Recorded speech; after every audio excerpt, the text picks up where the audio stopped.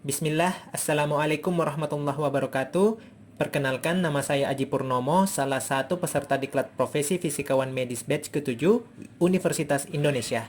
Kali ini saya akan memaparkan presentasi saya yang berjudul Proteksi Radiasi pada Radiodiagnostik dan Intervensional, khususnya fluoroskopi SIAM.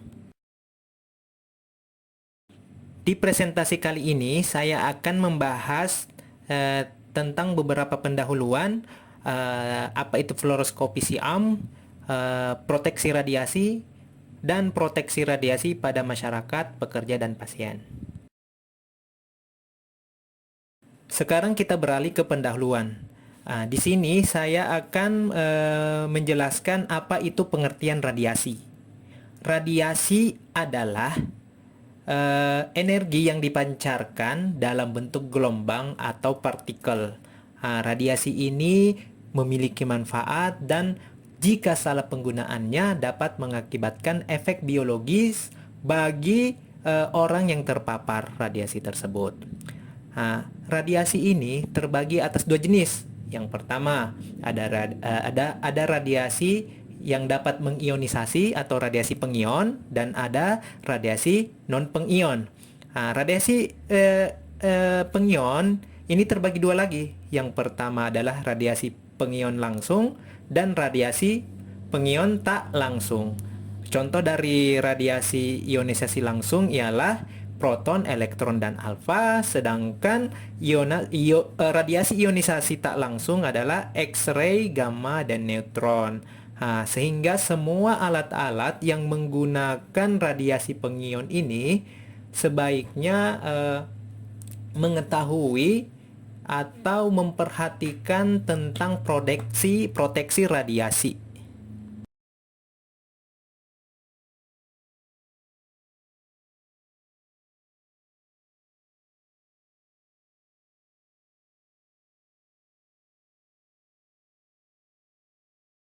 Selanjutnya, efek biologi yang diakibatkan oleh radiasi.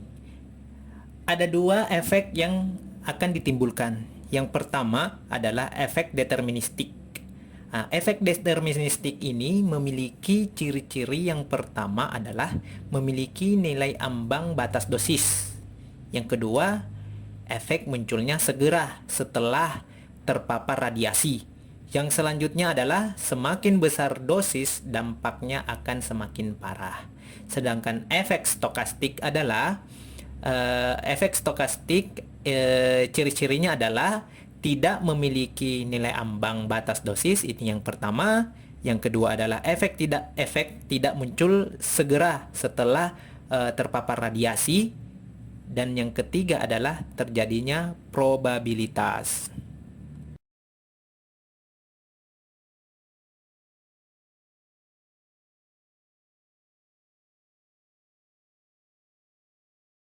Adapun pemanfaatan radiasi pengion di bidang kesehatan adalah yang pertama di radiodiagnostik dan intervensional, pada radioterapi, dan pada kedokteran nuklir. Berikut ini merupakan gambar dari pesawat fluoroskopi SIAM. Ini salah satu pesawat yang menggunakan radiasi pengion pada radiodiagnostik dan intervensional. Alat ini termasuk memiliki dosis yang sangat tinggi, sebab dalam pemanfaatannya dilakukan secara real time dengan waktu yang cukup lama, sehingga seluruh personil harus dibekali dengan proteksi radiasi yang cukup memadai.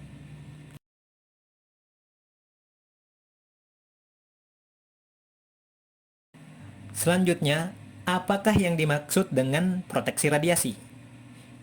Proteksi radiasi ialah upaya atau tindakan yang dilakukan untuk mengurangi atau meminimalisir dampak yang diperoleh dari paparan radiasi.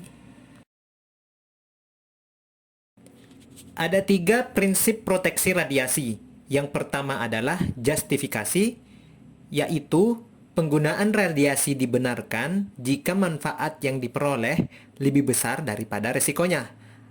Ini lebih kepada surat rujukan yang dikeluarkan oleh dokter. Yang kedua adalah limitasi.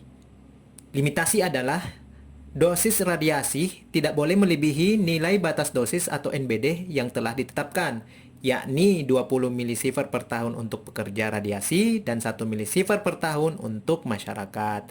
Yang ketiga ialah optimisasi. Pada prinsip ini menerapkan prinsip ALARA, yakni penerimaan radiasi harus serendah-rendahnya dengan mempertimbangkan faktor ekonomi dan sosial.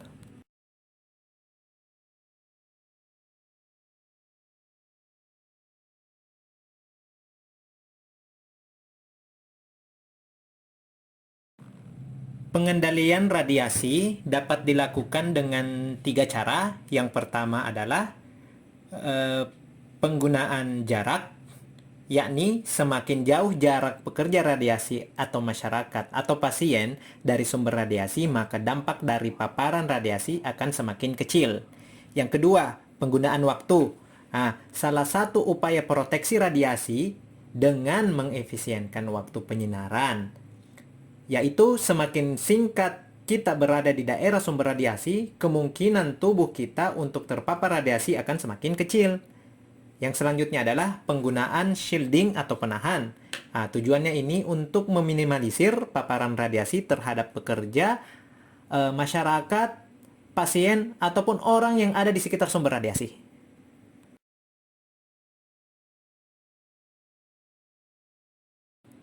Selanjutnya adalah proteksi radiasi pada masyarakat. Ada 3 hal yang dapat dilakukan untuk melakukan proteksi radiasi pada masyarakat.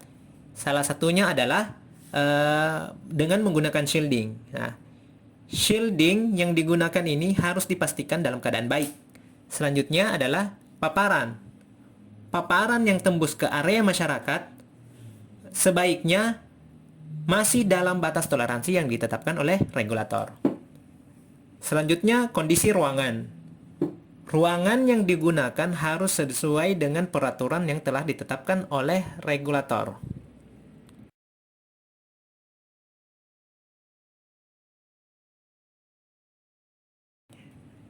Ada beberapa yang perlu diperhatikan dalam proteksi radiasi pada pekerja. Yang pertama adalah kondisi.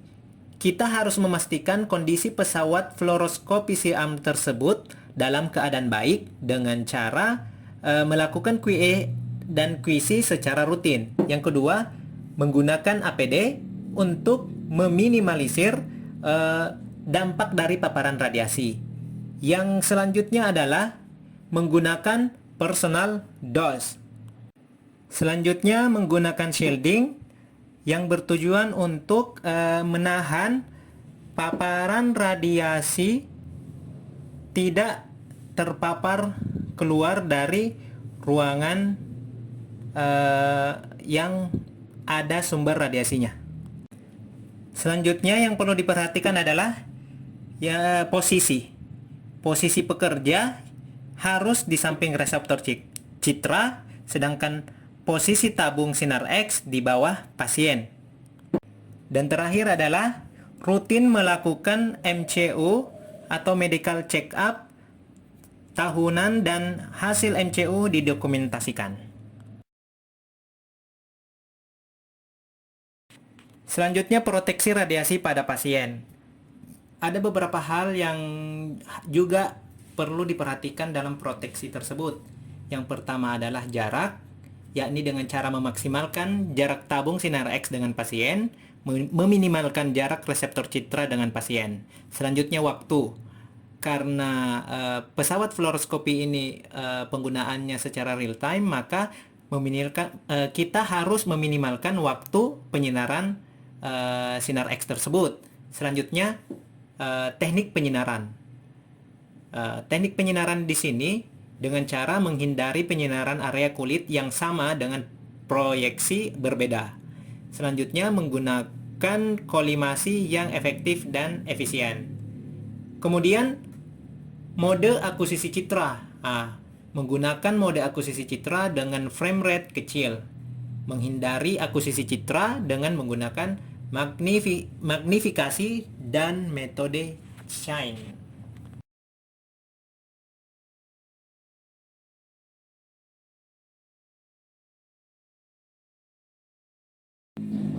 Demikian yang dapat saya sampaikan.